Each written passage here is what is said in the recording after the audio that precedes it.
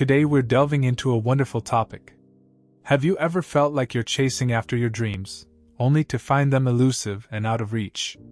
Well, we're going to explore the wisdom of Neville Goddard and learn how to attract everything you desire without chasing. Manifesting your dreams is akin to planting seeds in fertile soil. But before we can sow the seeds of our desires, we must prepare the soil of our subconscious mind. Neville used to talk about how our minds can get all cluttered up with old stuff, like thoughts from the past, things that happened to us, and worries about the future. He said it's like having a messy room with junk piled up everywhere. And just like we need to clean our room to make space for new things, we need to clear out our minds to make room for our desires to come true. So, how do we do that? Well, Neville said the first step is to become more aware of ourselves, our thoughts, our feelings, and our behaviors. It's like shining a light on all the stuff that's been hiding in the dark corners of our mind. When we're aware of what's going on inside us, we can start to see how all those old thoughts and feelings are holding us back. Maybe we're still carrying around hurt from something that happened in the past, or maybe we're worried about what might happen in the future. The key is to shine a light on those old patterns and habits, so we can start to let them go. It's like opening up the windows and letting in some fresh air. And the more aware we become, the easier it is to see what's been holding us back. Neville said that when we become self-aware, we start to see our thoughts for what they really are, just thoughts. They're not facts, and they're not set in stone. They're just stories we've been telling ourselves, and we can change those stories anytime we want. But here's the thing, becoming self-aware isn't always easy. It means facing up to some uncomfortable truths about ourselves, like the fact that we've been holding ourselves back with our own thoughts and beliefs. But the good news is, once we shine a light on those old patterns, they start to lose their power over us. It's like turning on a light in a dark room. Suddenly, all the scary shadows disappear. So, how do we cultivate self-awareness? Well, Neville said one of the best ways is through meditation. It's like taking a break from all the noise and chaos of life and just sitting quietly with ourselves. It gives us a chance to slow down and tune into what's going on inside us.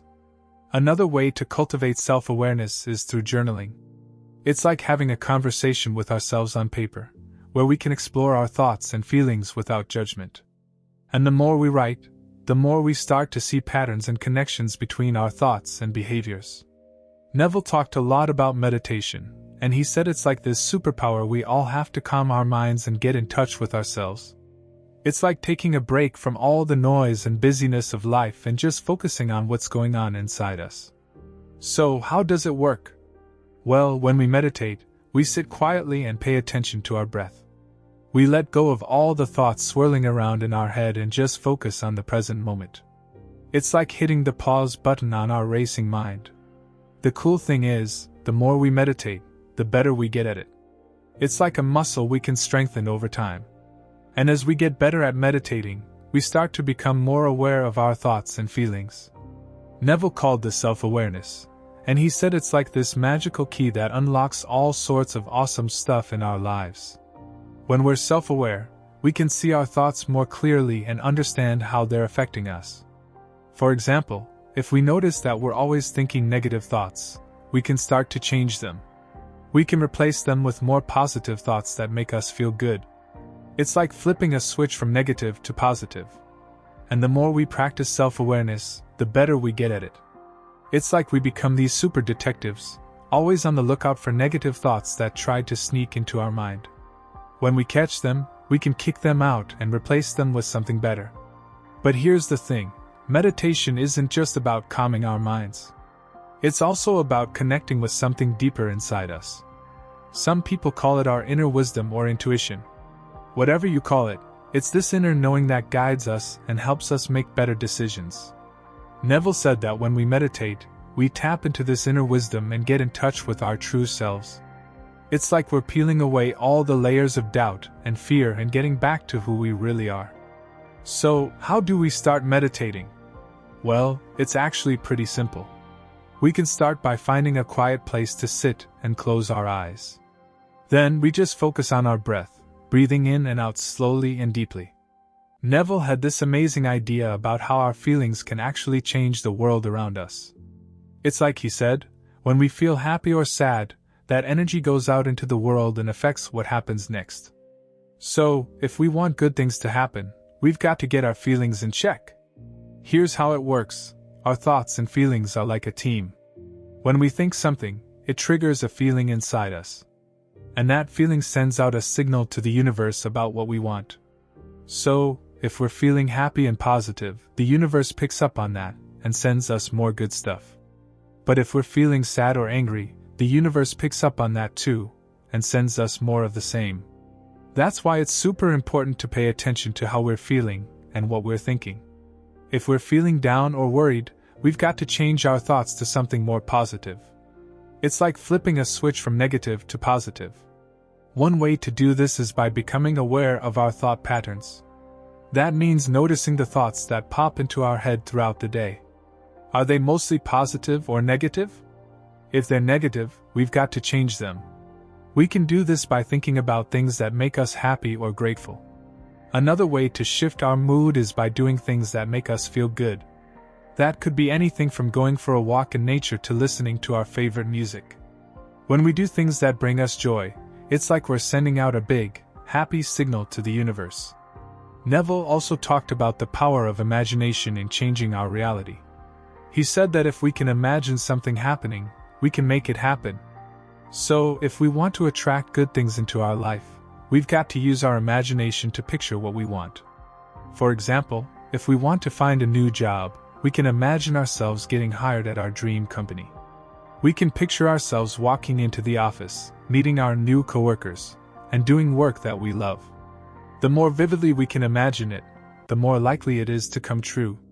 But here's the thing, we've got to really believe that what we're imagining is possible. If we have any doubts or worries, it won't work. So, we've got to trust that the universe has our back and wants us to succeed. Positive affirmations are like magical words that we can say to ourselves to feel better and become stronger. They're like little reminders that we're awesome and capable of amazing things. When we say positive affirmations, we're basically telling ourselves good stuff about who we are and what we can do. Let's break it down.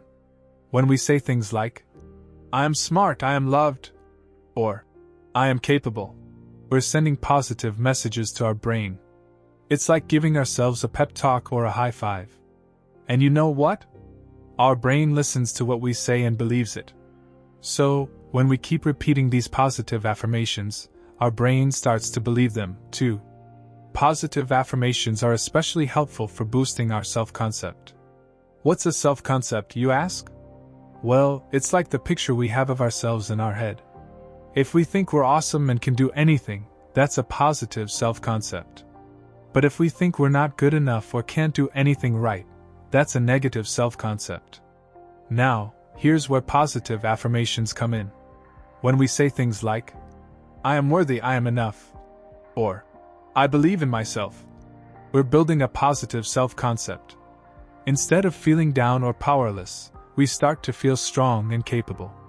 It's like flipping a switch from feeling like a victim to feeling like a superhero. Positive affirmations help us change the way we think and feel about ourselves.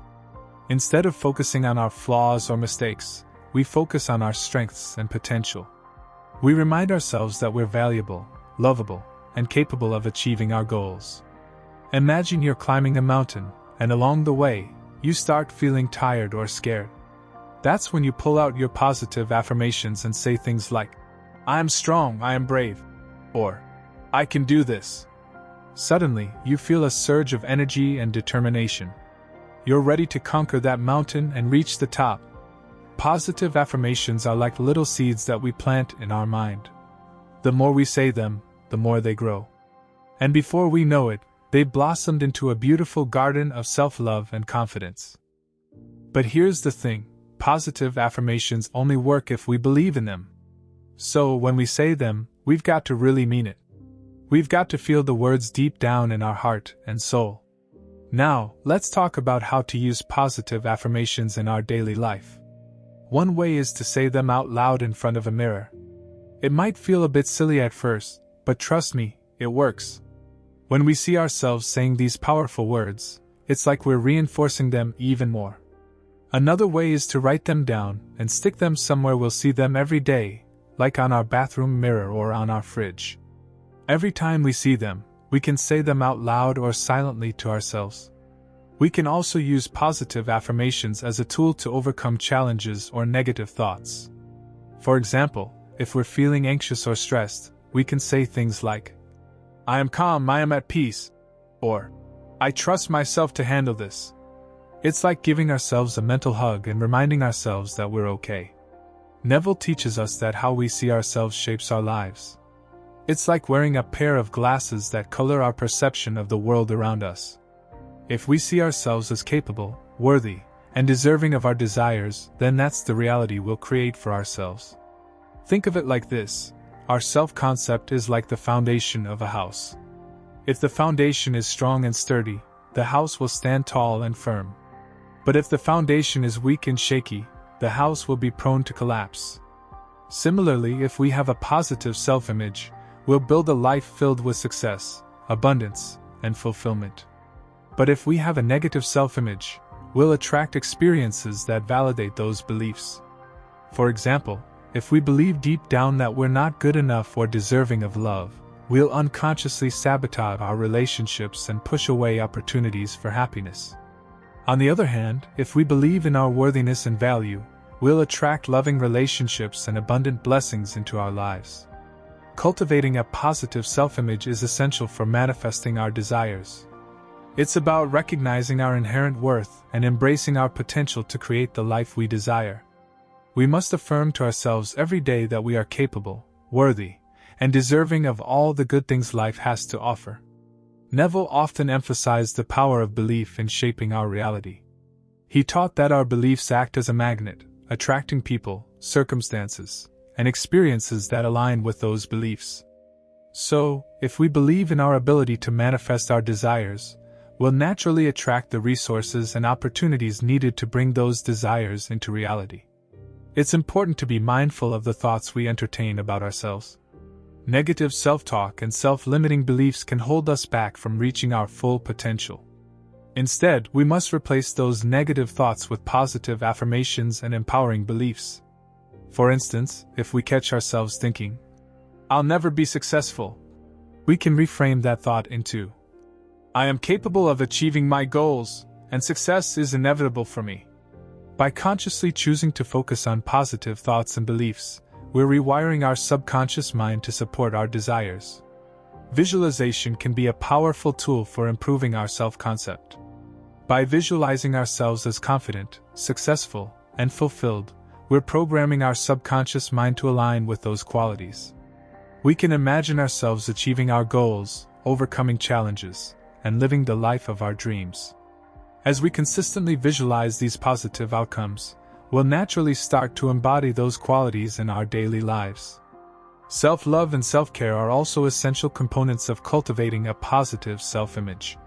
When we prioritize our well-being and treat ourselves with kindness and compassion, we're sending a powerful message to our subconscious mind that we value ourselves. This, in turn, attracts more love, abundance, and joy into our lives. Neville teaches us that visualization is a mighty tool for making our dreams come true. It's like creating a movie in our minds where we play the leading role. When we vividly imagine what we want, we're sending powerful signals to our subconscious mind, telling it what we desire. Think of it like this: our subconscious mind is like a sponge, ready to absorb whatever we feed it. When we visualize our desired outcomes with clarity and intensity, we're essentially imprinting those images onto the sponge of our subconscious. For example, if we dream of buying our dream house, we can close our eyes and visualize every detail: the color of the walls, the layout of the rooms, the furniture, and even the feeling of happiness and contentment as we walk through each room. By doing this, we're programming our subconscious mind to align with this desired reality. Visualization isn't just about creating mental images. It's about engaging all our senses to make the experience as real as possible. We can imagine the sights, sounds, smells, tastes, and feelings associated with our desires. The more vivid and immersive our visualization, the more effective it will be in impressing our desires onto the subconscious mind. When we consistently visualize our desired outcomes, we're aligning ourselves with the manifestation process. We're sending a clear message to the universe about what we want, and we're also programming our subconscious mind to work towards bringing those desires into reality.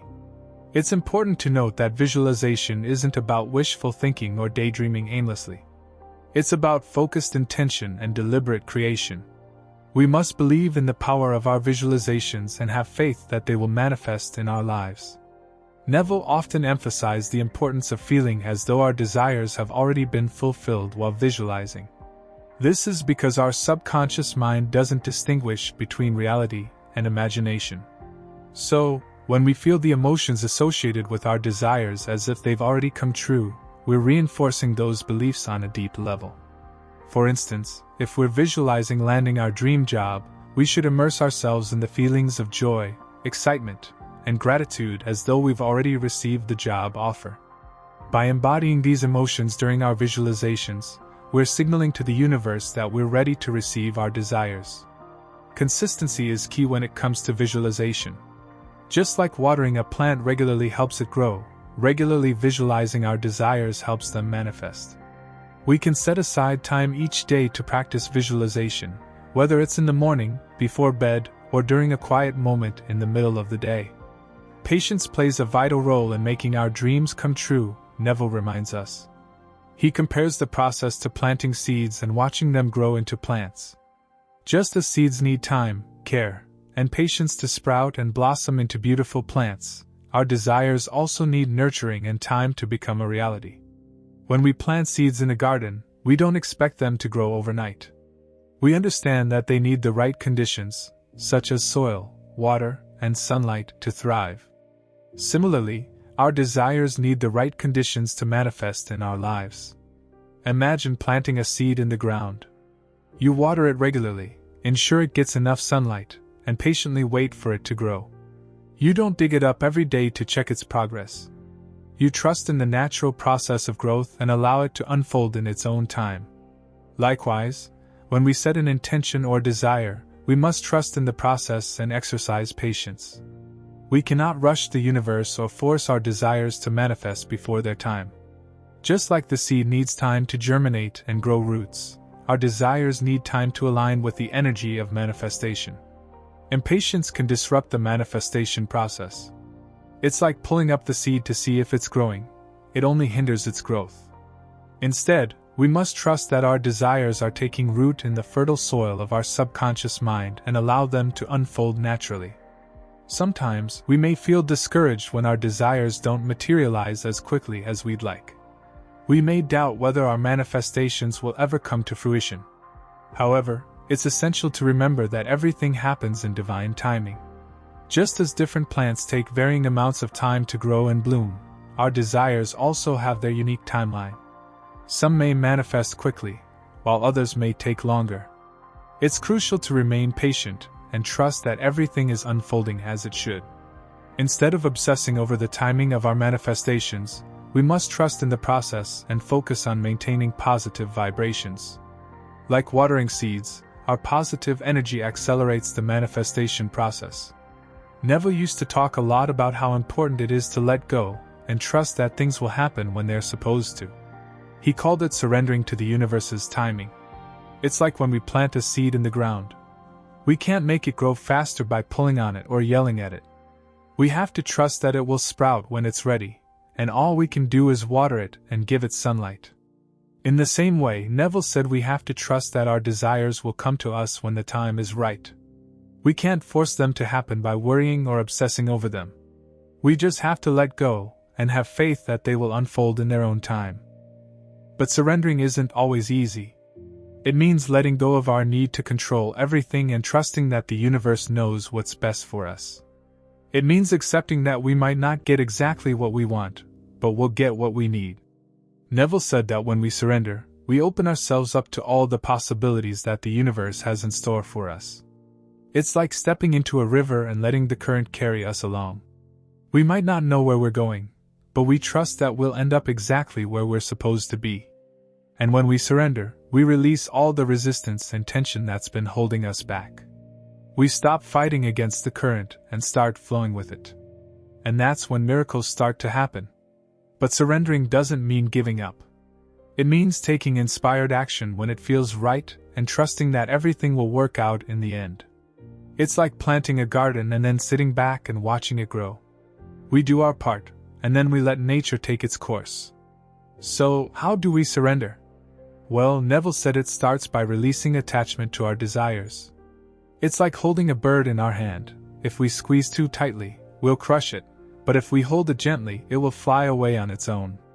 Keeping our desires private is another key Neville emphasized. By avoiding external influences and doubts, we safeguard the manifestation process and nurture our desires with positive thoughts. Doubt, Neville warned, is the only force capable of disturbing our manifestations. To avoid undermining our desires, we must maintain secrecy and unwavering faith. So, don't chase after your dreams. Instead, attract them with patience, trust, and unwavering belief. Like a gardener tending to their garden, nurture your desires with love and watch them blossom into reality. In his early years, he would read people's astrological charts and even teach others how to do so. But he had the salvos belongings of his in order to accept the fact that he was the god of his world. And he did that. He sold those outdated beliefs for the pearl. In his imagination, he thought that he was the god of his reality. And he was, well, like Neville Goddard. If you want to be the god of your reality, and you want to manifest your desired life, you need to buy the pearl of great price. Your imagination is a precious pearl because it makes you the god of your reality. It helps you control the circumstances in your life. But the question is, what does it take to buy the pearl of great price? Simply put, it takes sacrifice. You will have to sacrifice your thoughts and your beliefs. If you really want to buy the pearl at a great price, you may need to leave all the things you're holding on to in order to buy this pearl. Such things are beliefs about the horoscope, tarot card readings, psychic readings, rituals, luck, superstitions, and even signs, to name a few. You have not yet purchased the pearl the great price if you have studied Neville Goddard's teachings and are currently manifesting your desires while still holding on to some of your precious belongings. Neville Goddard talked about buying the pearl of great price in one of his special lectures. He said everyone in the world is using this one power, but they don't know it. So great is this pearl, so valuable that it takes everything you own to buy it. You don't go and liquidate your stocks and bonds. Now you don't sell your homes, you don't sell anything in the world of Kaiser. But it takes everything that you now believe in other than it to pay for it. You believe in astrology, you've got to sell it. You believe in numerology and teacup leaves and all these things. No matter what you believe has the power to control you, you've got to sell it. It takes belief, all these beliefs, and you've got to sell them. No one will buy them from you. But you give them up as worthless. Therefore, there's no price attached and no value whatsoever. But you can hold on to one thing you now believe in as a power that controls your life and still hope to buy the pearl of great price. Everything you now believe in, you've got to sell it. There is no other way to God but through Christ. I am the way, there is no other way. Well, now it's very clear. If you want to buy the pearl the great price, you have got to sell all your old beliefs. This pearl is so precious. If you get this pearl, you will not need anything else. Neville Goddard often referred to Jesus Christ and the Bible. The Bible says you will know the truth and the truth will set you free. This is true. Once you discover the truth, it will set you free. The truth sets you free from all the things of which you were a slave. You truly feel free and fearless. How would you feel if you knew that you had all the power in the universe? How would you feel when you knew that nothing mattered but you? Of course, it makes you feel powerful. The pearl of great price makes you aware of this truth. As you know, according to Neville Goddard, you are the God, but many people don't believe it. We became the slaves of our beliefs when we were infants. The pearl of great price or imagination sets you free. It makes you conscious of your power and capabilities. Nothing outside of yourself. Your I amness has the power to give life to anything. There is no power outside of you that can give you, allow you, or grant you anything. There is nothing outside of you that manifests your desire. If you have fully understood this and are living by it, then you have sold your old belongings and bought the pearl of great price. The reason why Neville Goddard emphasized buying the pearl at a great price is that people are struggling with manifesting their desires. It's because they are struggling with negative thoughts. But when they get the pearl of great price, they will no longer need to manifest anything because they will just think and use their imagination and things will happen. The fact is that people rely on things outside of themselves to manifest their desires, when in fact, everything is within them. They don't need any external force or power. All the power is within them. Let me say that when you try to manifest your desire using some techniques like the SATs technique or the telephone technique, the techniques don't help you with manifestation.